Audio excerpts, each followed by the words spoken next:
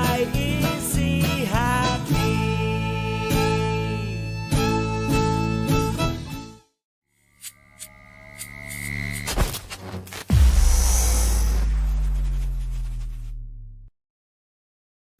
Oke, kita mulai.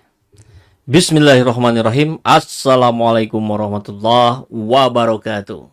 Semangat perubahan, salam kedaulatan rakyat. Sahabat SCTNA semua, hari-hari ini situasi tensi politik kita makin panas ya. Seiring dengan cuaca apa katanya sekarang ya, El Nino yang juga makin panas.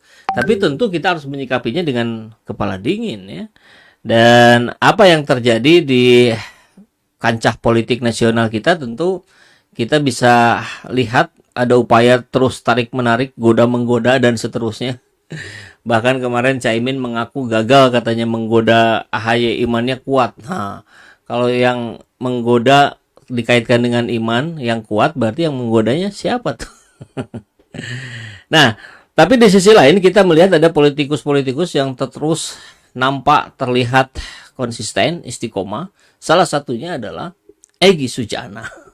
Bang Egy ini luar biasa ya.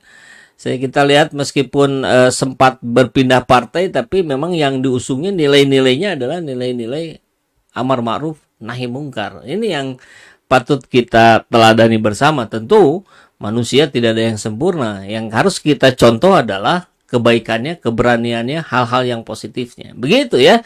Clear saya kira ya. Baik, kita bersamaan ini live di YouTube dan di TikTok. Jadi kalau ada beberapa yang agak terlewat, saya mohon maaf ya. Nah, kita coba langsung masuk ke thumbnailnya. Egy makin garang. Abu dibungkam, Said dibongkar. Abu ini Abu Janda maksudnya. Abu Janda dibongkar, Said Iqbal, Abu Janda dibungkam, ya. Said Iqbal dibongkar manuver busuknya. Ngeri ini. Nah, sudah langsung saja kita simak ya. Ini kita pertama dapat info ini dari acaranya TV One. Jadi kita akan coba reaction ya, bagaimana Abu Janda yang ucapan-ucapannya sering begitu sukar untuk kita pahami. Tapi yang jelas dia sekarang posisinya ada di kubu Prabowo. Dan bilangnya akan melibas kaum intoleran. Kita akan coba saksikan videonya, kita lihat saja ke arah video ya. Bentar ya. Yang dipersilakannya Ade Armando, tapi udah siap-siap mau nyolot aja nih Abu Janda. Dan kita lihat sedikit bahwa bagaimana tampilan Abu Janda hari ini pakai kopiah haji. Tentu ini sebuah cara dia untuk membuat framing kepada rakyat bahwa dia ada di kelompok Islam gitu. Padahal apa sih yang selalu dia lakukan? Kan mendegradasi ulama. Bahkan protes, bahkan dia membela Israel. Tadi jelas-jelas disebutkan juga oleh Bang Edi di Prabowo bareng Noel. Ya nggak apa-apa, sebetulnya sah-sah saja. Cuman kan kita jadi tahu, sayang sekali para pendukung Gerindra juga kalau melihat begini ya males lah kok jadi ada Abu Janda.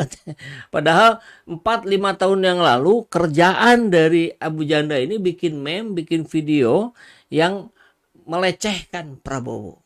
Saya nggak tahu nih, sahabat-sahabat saya yang di Gerindra masih ingat nggak nih dengan perilaku dia melecehkan Prabowo dan Gerindra.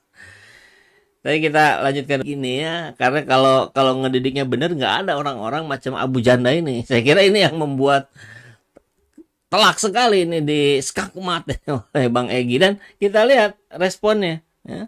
Senyum-senyum begitu aja, senyum-senyum cengengesan, dan dia nggak bisa lagi ngejawab. Ya, yang kita bahas kan hari ini Abu Janda dan Pak Egy Sujana, bagaimana kemampuan beliau. Kalau mau debat, mau membantah saya, buktikan dengan data, dengan fakta, kan itu dalilnya ada nggak, dalil Qurannya, dalil hukumnya ada nggak? Ya udah, dia nggak bisa lagi ngapa-ngapain. Baik, itu yang pertama, Abu Janda dibungkam oleh Egy Sujana dan nggak bisa ngapa-ngapain, cuman bisa cengengesan ala Abu Janda. Yang kedua, kita melihat bagaimana perilaku, banyak yang mengatakan ini manuver busuk dari Said Iqbal, ya. Kita lihat videonya. Jadi tidak benar kalau partai buruh akan berkoalisi dengan partai politik yang pro Omnibus Law Undang-Undang Cipta Kerja. Nah, tidak benar. Jadi keras sekali nih. Ini kan wajahnya juga serem nih. Kalau sama LBP 11-12 kayaknya wajah seremnya. Tidak benar partai buruh akan berkoalisi dengan partai yang mendukung Undang-Undang Cipta Kerja. Bahkan kami menyebutnya haram hukumnya partai buruh berkoalisi dengan parpol-parpol yang pro Undang-Undang Cipta Kerja. A few moments later.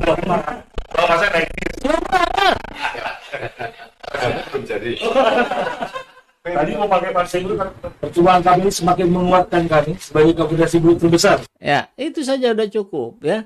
Jadi ketika kita melihat bagaimana perilaku para orang-orang, tokoh-tokoh yang ada di sana, yang ada di Jakarta terutama, mudah gitu, jangan terlalu mendalam tentang apa yang dia bawa, tentang visinya apa, misinya apa, segala macam. Lihat saja konsistensi sikapnya. Barangkali itu hanya hitungan hari, minggu, atau paling lama bulan lah yang Said Iqbal sampaikan. Saya tidak mungkin berkoalisi dengan partai yang mendukung, yang pro Undang-Undang Ciptaker. Lah, dia kemudian sampai cium tangan. Ini benar-benar adegan yang membuat miris ya. Kok bisa presiden loh itu, presiden partai buruh, Said Iqbal, cium tangan. Sama Ganjar, setelah beberapa saat dia dicapreskan oleh PDIP, yang kemudian didukung oleh P3, yang sama-sama pro UU Ciptaker. Bagaimana mau kita mau? Nah, kita lihat nanti ini yang bantahan dari Bang Egy Sujana ya. Ya biar seimbang ini. Turun, Bang Egy turun ke lapangan di May Day kemarin. Ya semua gini. Insyaallah. Bismillahirrahmanirrahim. Assalamualaikum warahmatullahi wabarakatuh. Takbir. Takbir. Takbir. Allahu Akbar artinya apa? Artinya presiden kecil. Allahu Akbar apa artinya? Presiden, menteri, gubernur, partai politik yang besar. Saudara-saudara, dalam hari May Day 2023 sekarang ini di depan DPR RI, kami dari komunitas Serikat Buruh, bukan partai buruh, Ya. Serikat Buruh. Maka Clear ya. Ini dari Serikat Buruh, bukan partai buruh. Nah, ini suaranya agak menggaung. Kita coba lihat dari video yang lainnya, dari sisi yang lain, mudah-mudahan lebih bagus ya. Oke. Assalamualaikum warahmatullahi wabarakatuh.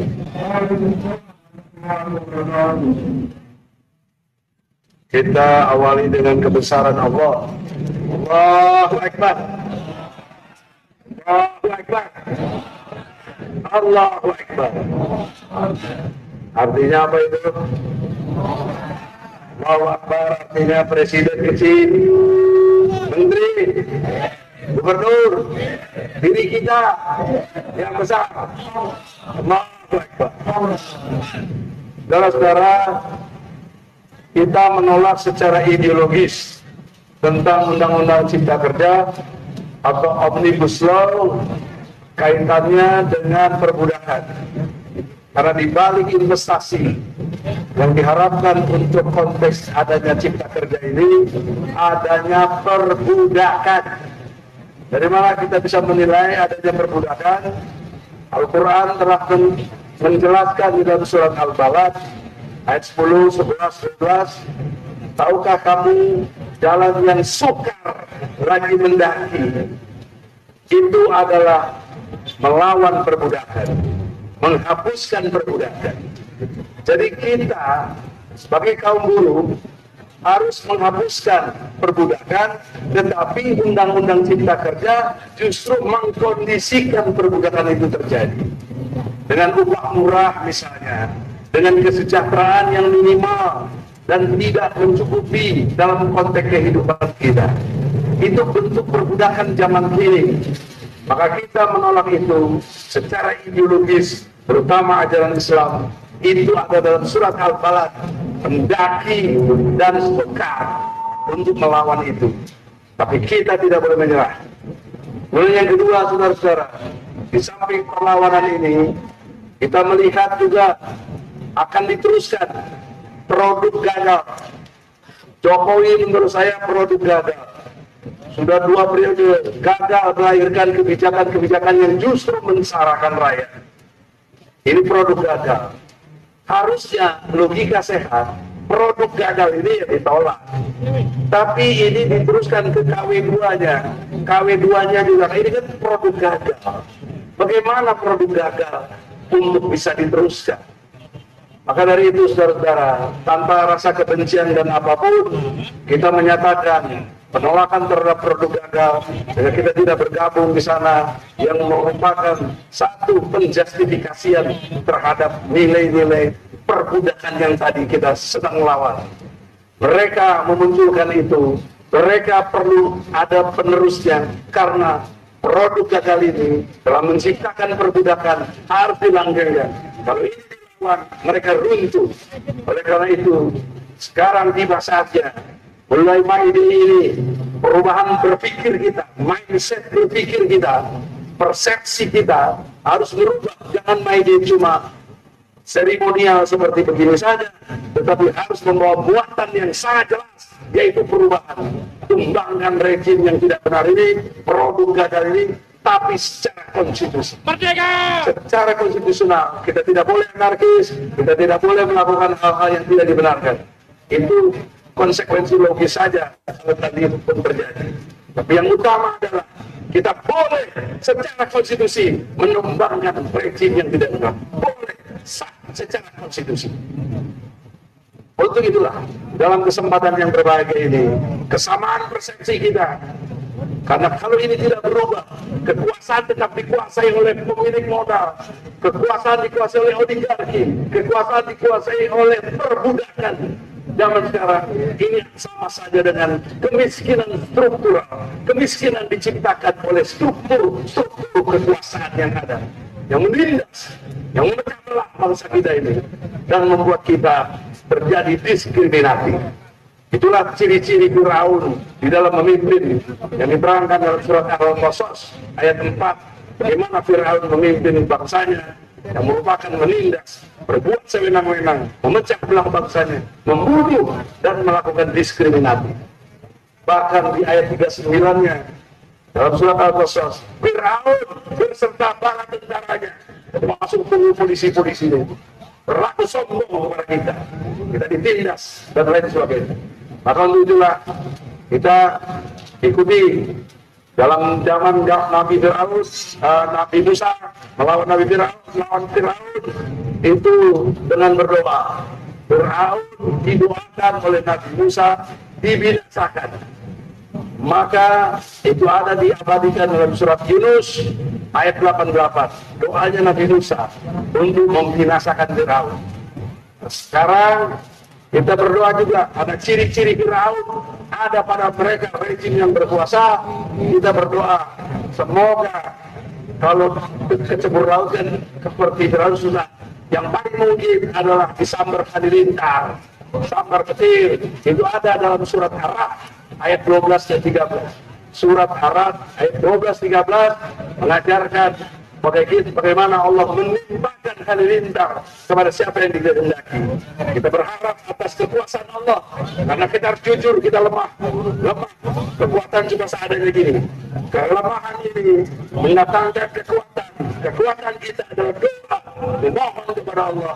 Semoga rejim yang jahat, pimpinan-pimpinan partai politiknya, buzzer-buzzernya, pengikut-pengikutnya yang mendukung rejim kekuasaan yang menciptakan perbudakan, dalam waktu dekat atau terlambat Allah punya kuasa menentukan disambar halilintar. Amin. Oke, baik.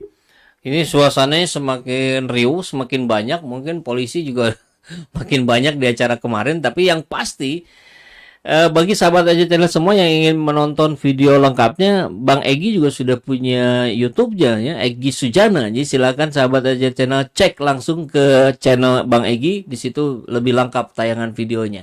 Dan kita berbahagia masih ada orang-orang macam Bang Egy ini, dan mudah-mudahan sih ini menular, keberanian ini menular pada para politikus yang lain nih, istiqomah. Dan inilah memang perjuangan kita. Ini jihad konstitusi kita. Ini dakwah kita. Insya Allah maka kita harus berjamaah. Assalamualaikum warahmatullahi wabarakatuh. Semangat perubahan. Salam kedaulatan rakyat.